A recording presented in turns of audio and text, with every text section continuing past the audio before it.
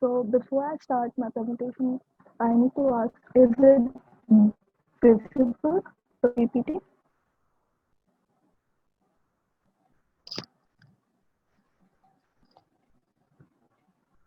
Hello? Yeah, actually, your voice is not that well clear. Yes, Suganya, Uh, you're audible. Go ahead. yeah, okay. So thank you everyone for joining this session. I'll be taking machine learning. And so let's get started. So first of all, what is machine learning? There are actually two examples, or I'll say definitions. So machine learning is the subfield of computer science that gives computers the ability to learn without being explicitly programmed. So let me now explain what I mean when I say being explicitly programmed. Assume that you have a data set of images of animals such as cats and dogs, and you want to have a software or an application that can recognize and differentiate between them. The first thing that you have to do here is interpret the images as a set of feature sets. For example, does the image show the animal size? If so, what is their size? Does it have ears? How about legs? How many tails? And so on. In essence, machine learning follows the same process that a 4-year-old child uses to learn, understand, and differentiate animals. Some real life examples are, so how do you think Netflix and Amazon recommend videos, movies, and TV shows to its users? They use machine learning to produce suggestions that you might enjoy. This is similar to how your friends might recommend a television show to you. So, based on their knowledge of the types of show you might like to watch.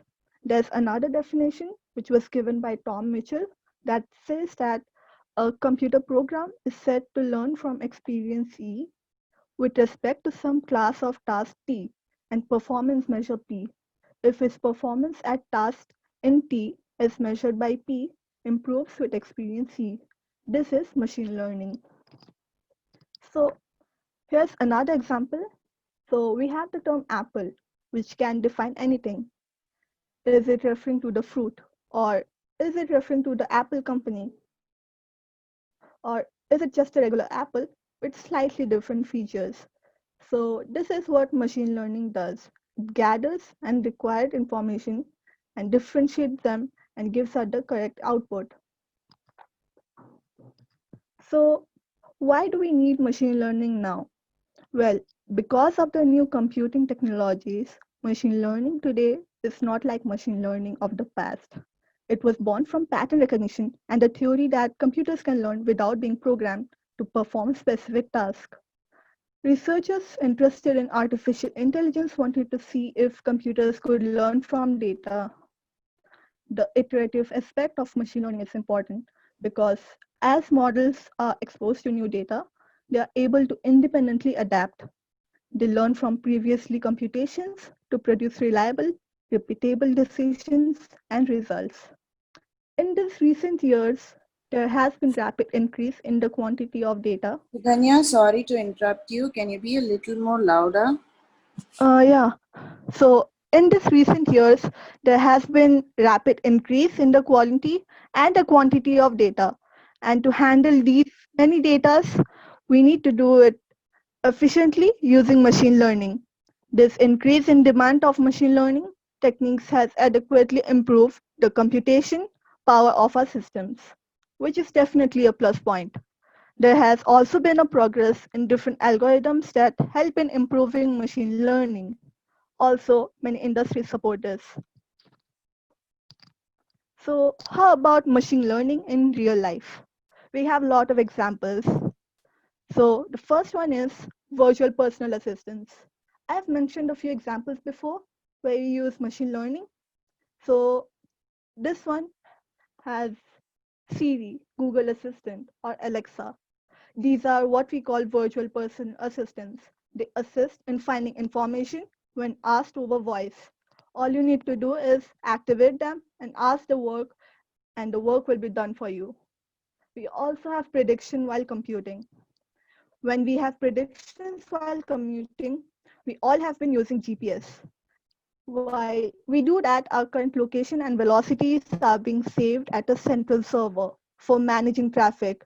This data is then used to build a map of current traffic. While this helps in preventing the traffic and does congestion analysis. We also have video surveillance. Imagine a single person monitoring multiple video cameras. Oh, this would be a difficult task. This is why the idea of training computers do this job makes sense. We also have social media services, from personalizing your newsfeed to better ads targeting. Social media platforms are utilizing machine learning for their own and user benefits. So you might have noticed in your social media like Instagram and Facebook, there's an option called people you may know or face recognition. That is, whenever you upload a picture with a friend, your Facebook account instantly recognizes that friend. This is machine learning.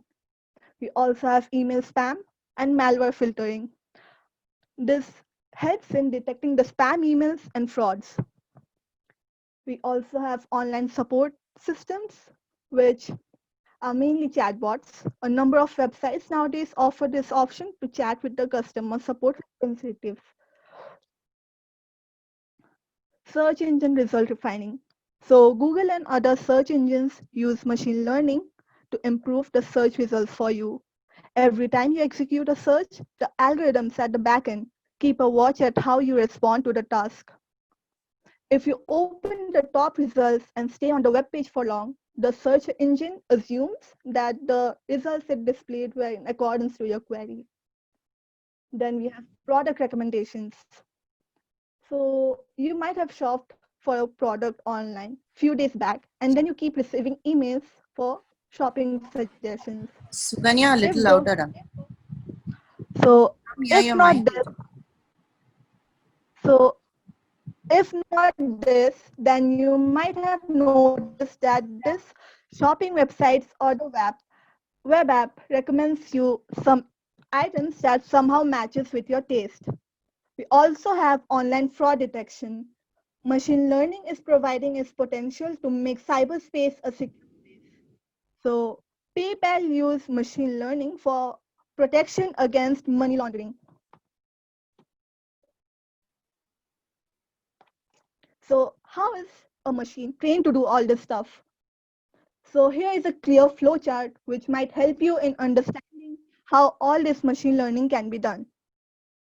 Or can we train the computer to do the given task for us? In order to make the computer understand, we need to first feed it with some data. Then we provide the computers with some algorithms or steps that it needs to follow to get the desired output. So some training data is fed to the system and a model input data is provided, which will help in the study of our given data set. So this helps the computer to make some predictions, which will be later checked if the matches will be the output that we expected. If not, then the whole process is done all over again to get the desired output. As mentioned earlier, the Apple example. So how do we train the system to tell us whether it is an apple or not?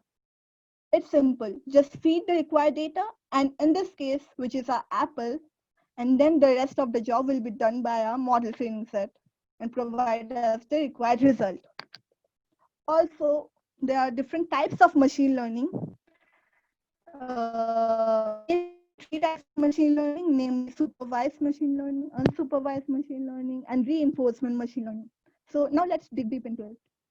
First, we have supervised machine learning. An easy way to begin grasping the concept of supervised learning is by looking directly at the words that make it up. So, supervised means to observe and direct the execution of a task or project or activity. Obviously, we aren't going to supervise a person. Instead, we will be supervising a machine learning model.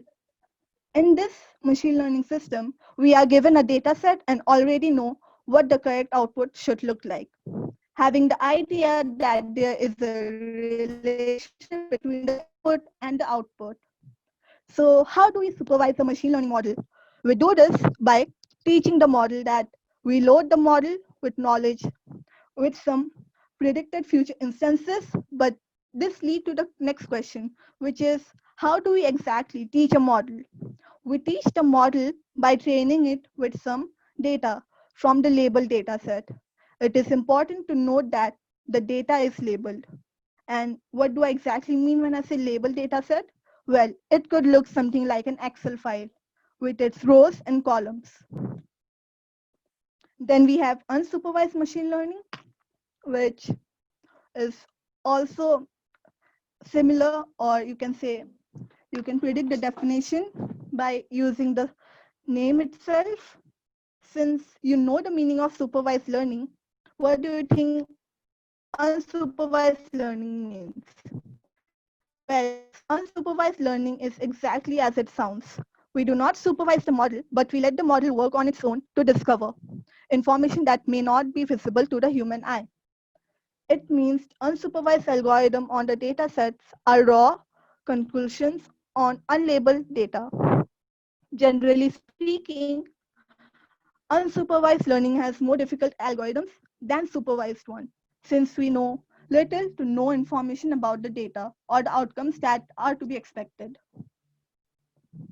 We also have reinforcement machine learning, and this is an area of machine learning which is all about taking suitable actions to maximize reward in a particular situation. It is employed by various software and machines to find the best possible behavior or path it should take in a specific situation. Reinforcement learning differs from supervised one in a way that in supervised learning, the training data has the answer key with it. So the model is trained with the correct answer itself. Whereas in reinforcement learning, there is no answer, but the reinforcement agent decides what to do to perform the given task. So now let's see what's the difference between supervised and unsupervised. The biggest difference between supervised and unsupervised learning is that supervised learning deals with the labeled data, while unsupervised learning deals with the unlabeled data. Unsupervised learning has fewer models and fewer evaluation methods that can be used to ensure that the outcome is correct. As such, unsupervised learning creates less controllable environment as machine is creating outcomes for us. Also, supervised learning is highly accurate and trustworthy, and whereas unsupervised is less accurate and trustworthy method as well. So let's see some applications of supervised machine learning. We have seen a lot of examples where machine learning is used. Now let's categorize them. Spam email detection, which I've mentioned earlier. We also have weather prediction, which helps us to predict the weather for the future. We also have Google News, which classifies the news feed according to our preferences. We also have fraud detection that detects frauds and anomaly. Then we have speech recognition, also biometric attendance. These are some examples of supervised machine learning. Now let's see some unsupervised machine learning examples. We have pattern recognition, image processing, gene analysis. So if you thought that the classification ended with only those three divisions, you were wrong. We also have further divisions. The supervised learning is divided into classification and regression methods, and unsupervised learning is divided into clustering. So here's a picture about what all these machine learning methods are used for. We have classification used in fraud detection, image classification, diagnostic, etc., etc. We have clustering used in recommended systems like Netflix, Amazon, and you can have a look at this to get more details. Okay, so How do you think machine learning will impact your life? So, the first main application of machine learning, which will be very important in our future, is self-driving cars and automated transportation. So you have already experienced transportation at work if you have flown on an aeroplane. The modern commercial aircraft use a flight management system, a combination of GPS, motor sensors, and a computer system to track its position during flight. The leap into self-driving cars is more complicated. There are more cars on the road, obstacles to avoid, and limitations to account for in terms of traffic rules. Even so, self-driving cars are already a reality. We also have environmental protection. Uh, I'll give you an example. There's an example by IBM, which is IBM's Green Horizon project, which analyzes environmental data from thousands of sensors and sources to product accurate, which evolves what if situations. We also have digital empathy and robots as friends. Most robots are still emotionless, but a company in Japan has made the first big step towards a robot companion, one that can understand and feel emotions. Introduced in 2014, Pepper, the companion robot, went on sale in 2015 with all 1,000 units selling out within a minute. The robot was programmed to read human emotions, develop its own, and help it human to stay happy. We also have improved healthcare. For many seniors, everyday tasks can be struggle. Many have to hire outside help or rely on family members. Adult, adult care is a growing concern for many families. AI is at a stage where replacing this need isn't too far off. Adultery, adultery relatives who don't want to leave their home could be assisted by in-home robots. That solution offers family members more flexibility in managing a loved one's care. We also have enhanced healthcare. Hospitals may soon put up your well-being in the hands of an AI, and that's the good news. Hospitals that utilize machine learning to aid in treatment patients see fewer accidents and fewer cases of hospital-related illness. We also have home security and smart homes. For the best tech in home security, many home workers look towards AI integrated cameras and alarm systems. These cutting edge systems use facial recognition software and machine learning to build a catalog of your home's frequent visitors, allow these systems to detect uninvited guests in an instant. Now, streamline logistic and distribution. Imagine getting a package in just a few hours or maybe days. That's the promise of AI in logistic and distribution, with its promise to tame the massive amounts of data and decisions in the trillion-dollar shipping. Amazon has already started experimenting this autonomous drones. Now that we've known these many applications of machine learning, let's see some of the points that you must remember while training the data. So the first is the effectiveness of the machine learning depends directly on the quality of the data. The higher the quality you provide to the training system, the high accuracy result you get as output.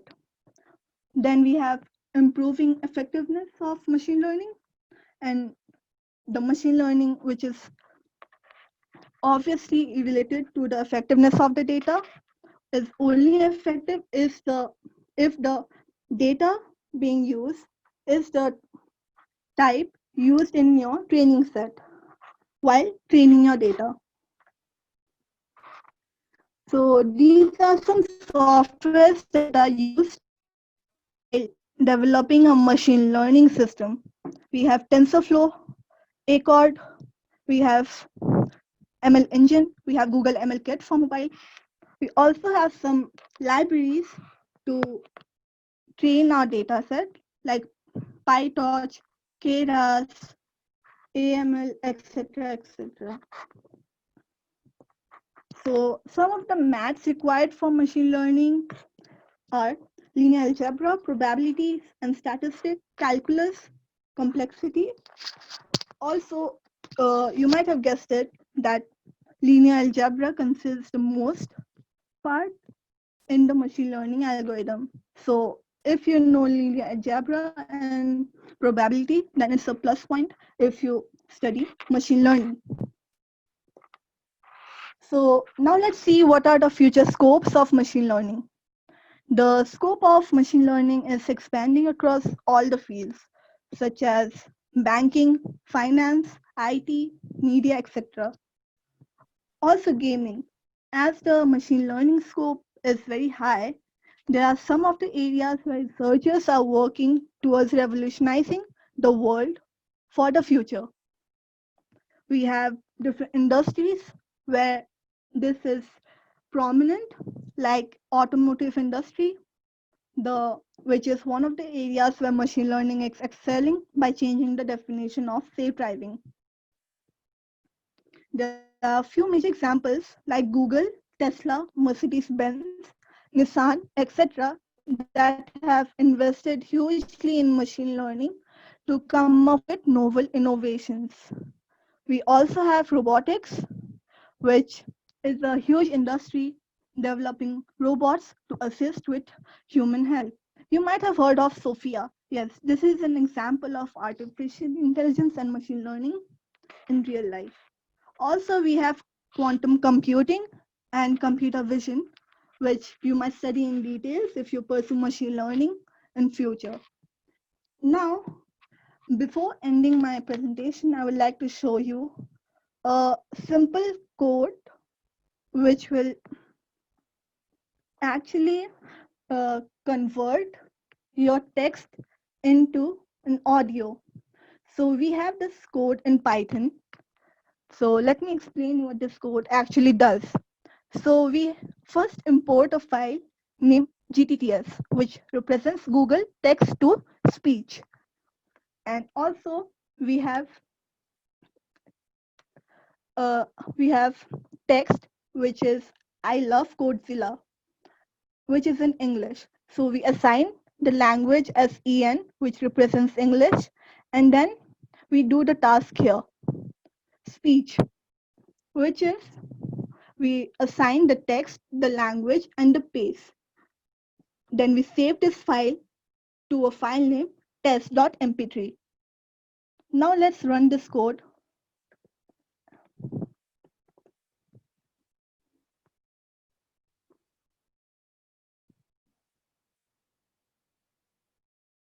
Yep.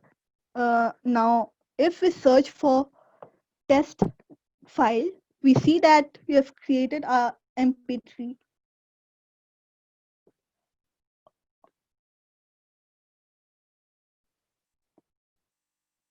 Okay, so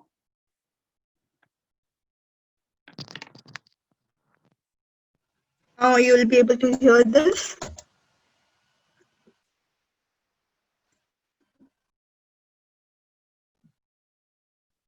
I love Codezilla. I love So yeah, Codezilla. this is what this code does. It converts its text to an audio file. If you want to change this text like machine learning, you can do that as well.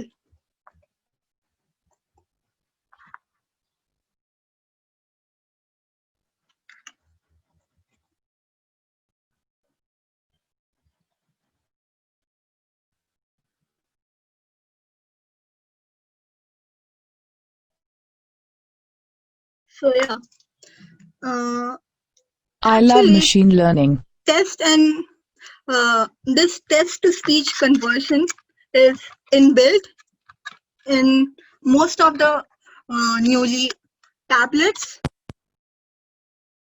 This makes it easier